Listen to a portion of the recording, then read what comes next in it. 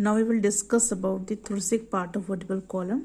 और thoracic region जो होता है उसमें रिब्स और स्टर्नम, यहाँ पे हम देखेंगे these are the ribs, right. ये कर्व्ड बोन्स हैं, ये रिब्स और स्टर्नम, ये वाला जो एरिया है इसको हम थोरेसिक रीजन बोलते हैं। तो इसी को हम पढ़ेंगे। तो इसमें जो दो पार्ट्स हम देख सकते हैं, स्टर्नम और रिब्स, इसके बारे में पढ़ेंगे। सबसे पहले हम लोग रिब्स के बारे में पढ़ेंगे। रिब्स कैसी हैं? रिब्स की ये जो बोन आप देख रहे हैं कैसी हैं? ये कर्व्ड हैं, ठीक है। तो these are the curved bones जो कि पीछे की तरफ थोरेसिक वर्टिब्रा से कनेक्ट होती हैं और आगे की तरफ ये स्टर्नम के साथ यूनाइट हो जाती हैं, राइट। पीछे की तरफ ये थोरेसिक वर्टिब्री में जाके ये कनेक्ट होती हैं और आगे की तरफ ये स्टर्नम में यूनाइट हो जाती हैं। तो यहाँ पे देखेंगे कि देर आर 12 पेयर्स। ये जो रिब्स हैं इनका पेयर्स कितना है? 12 इन नंबर्स होते हैं, 12 पेयर्स इनका नंबर होता है। और ribs together with the thoracic vertebra and sternum form करते हैं रिब केज, ठीक है। रिब केज यानी केज मतलब होता है पिंजरा। तो ये एक तरह का केज बनाते हैं और इस केज के अंदर ही लंग्स जो है वो लंग्स और हार्ट प्रोटेक्टेड रहते हैं। So here we will see the division. Rib कैसी होती है? रिब फ्लैट होती हैं, लॉन्ग होती हैं और कर्व्ड होती हैं। ये फ्लैट हैं, लॉन्ग है और कर्व्ड हैं और एक तरह से वी कैन से कि ये सैबर शेप्ड बोन होती हैं, right. Saber shaped bone means sword shaped bone की तरह ही होती हैं। देन यहाँ पे हम देख सकते हैं थोरेसिक वर्टिब्रा का आपको दिया हुआ है। तो ये देखिए ये कर्व्ड हैं, राइट। और इनका जो शेप है तलवार की तरह आपको दिखाई देगा कि तलवार की तरह ही दिखती हैं। इसका जो हेड पार्ट है इसमें दो प्रोसेसेस होते हैं, ठीक है, ऑन आइदर साइड। तो दोनों साइड में एक एक प्रोसेस होते हैं। इसका एक प्रोसेस आर्टिकुलेट करता है सेंट्रम के साथ और दूसरा प्रोसेस का आर्टिकुलेट करता है ट्रांसवर्स प्रोसेस के साथ, ठीक है। सो थोरेसिक वर्टिब्रा के ट्रांसफर प्रोसेस के साथ ही आर्टिकुलेट करता है। सो now we'll see types of ribs. There are 3 types of ribs: true ribs, false ribs and floating ribs. तो यहाँ पे हम देखेंगे true ribs, यहाँ पे देख लेंगे 1 2 3 4 5 6 7 पेयर्स ऑफ रिब्स को हम ट्रू रिब्स बोलते हैं, ठीक है। और ये डायरेक्टली अटैच होती है स्टर्नम में। देख लेंगे ये डायरेक्टली स्टर्नम में अटैच हो रही है, इसलिए इनको ट्रू रिब्स बोला जाता है। उसके बाद नेक्स्ट 3 पेयर्स, इसके बाद की जो 3 पेयर्स हैं 1 2 3, ये पेयर्स कहाँ पे कनेक्ट हो रहे हैं? ये जो 7th पेयर ट्रू वर्टिब्रा का, इसमें जाके ये फ्यूज हो रहे हैं। ये डायरेक्टली स्टर्नम में फ्यूज नहीं हो रहे हैं, ये इसके 7th पेयर जो है ट्रू रिब्स का उसमें फ्यूज हो रहे हैं, इसलिए इनको फॉल्स रिब्स बोला जाता है, राइट। देन लास्ट टू, ये वाली और इसके पीछे एक और ये देख रहे हैं, ये दोनों जो है इनको फ्लोटिंग रिब्स कहा जाता है क्योंकि ये स्टर्नम से अटैच ही नहीं होती, ना तो डायरेक्टली ना तो इनडायरेक्टली। तो ये फ्री रहती हैं, इसलिए इनको फ्लोटिंग रिब्स बोला जाता है। अब रिब्स के फंक्शन क्या हैं?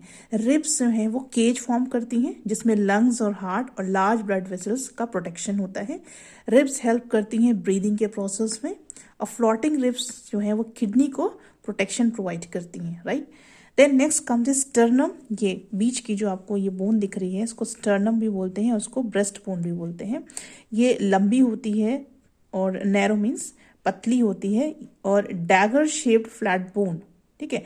डैगर शेप मतलब होता है कि इसके जो साइड्स होते हैं वो शार्प होते हैं, ठीक है।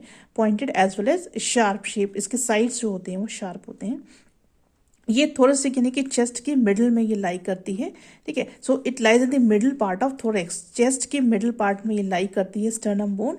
और इसमें आप देखेंगे इसका जो ऊपर का पार्ट है वो बिल्कुल एक्सपेंड हुआ है, चौड़ा सा है, बोनी पार्ट है।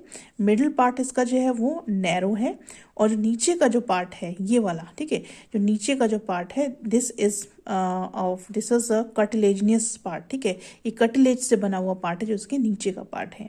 तो स्टर्नम का फंक्शन क्या है? स्टर्नम रिब केज के फॉर्मेशन में हेल्प करता है, ठीक है।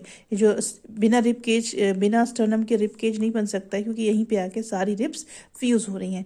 तो ये केज फॉर्मेशन में बहुत हेल्प करता है। तो ये रिब केज फॉर्म करता है, ब्रीदिंग में हेल्प करता है और इसकी जो बोन्स हैं उनके अंदर मैरो होता है, ठीक है। रिब ये स्टर्नम बोन के अंदर मैरो होता है यानी कि रेड बोन मैरो होता है जिससे कि सेल का सिंथेसिस होता है, यानी कि ब्लड सेल्स का सिंथेसिस होता है। Specially we are talking about the blood sales.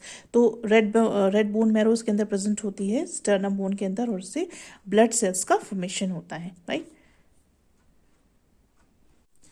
Now we will discuss about the appendicular skeleton. अभी तक हम एक्सियल स्केलेटन के बारे में बात कर रहे थे, अब हम बात करेंगे एपेंडिकुलर स्केलेटन, जो कि गर्डल्स और लिम्ब बोन्स मिलके बनाते हैं। इसके अंदर ये दोनों मेन पार्ट हैं, गर्डल्स एंड लिम्ब बोन्स, और इनको अगेन हम सेपरेट कर सकते हैं दो कैटेगरीज में, bones of upper extremities and bones of lower extremities. ठीक है, अपर पार्ट में जो बोन्स होंगी और लोअर पार्ट में जो बोन होंगी उसमें हम इसको सेपरेट कर सकते हैं। तो सबसे पहले हम अपर एक्सट्रीमिटीज की बात करते हैं। तो जो बोन्स अपर एक्सट्रीमिटीज में होती हैं वो फॉर्म करती हैं पेक्टोरल और shoulder girdle and four limbs, right. तो जो अपर पार्ट की जो बोन्स होती हैं जिनको हम अपर एक्सट्रीमिटीज बोलते हैं वो फॉर्म करती हैं पेक्टोरल, जिसको हम शोल्डर गर्डल भी बोलते हैं एंड फोर लिम्ब भी बोलते हैं, राइट। सॉरी, पेक्टोरल गर्डल और शोल्डर गर्डल से बोलते हैं, या फिर साथ में जो दूसरा पार्ट फॉर्म करते हैं वो फोर लिम्स हैं। तो सबसे पहले हम पढ़ेंगे पेक्टोरल और शोल्डर गर्डल, ये क्या है।